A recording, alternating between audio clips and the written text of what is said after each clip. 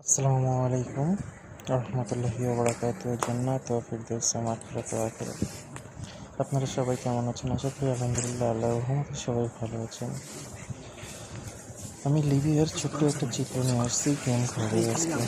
দেখুন, লিবিয়াতে গেম ঘরে কেমন পরিবেশ পরিস্থিতিতে মানুষ আমরা বসবাস করে থাকি, কেমনভাবে থাকা হয়, কীভাবে আমাদের আত্মীয় স্বজনরা কীভাবে থাকে সেখানে। আসলে আমি গেম ঘরটা মনে করি যে খুব ভালো একটা জায়গা, কিন্তু আসলে গেম ঘরটা খুব ভালো একটা জায়গা নয়।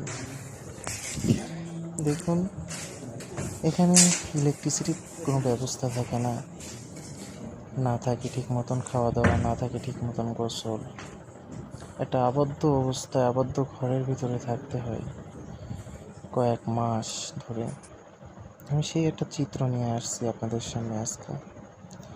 আপনারা এটা দেখুন এবং আমার চ্যানেলটা একটু সাবস্ক্রাইব করুন। আপনাদের কাছে একটাই অনুরোধ রইল। আশা করি আপনারা আমাকে উৎসাহিত করবেন চ্যানেলটা সাবস্ক্রাইব এবং লাইক করে, যাতে আমি পরবর্তীতে এমন সুন্দর ভিডিও নিয়ে আসতে পারি।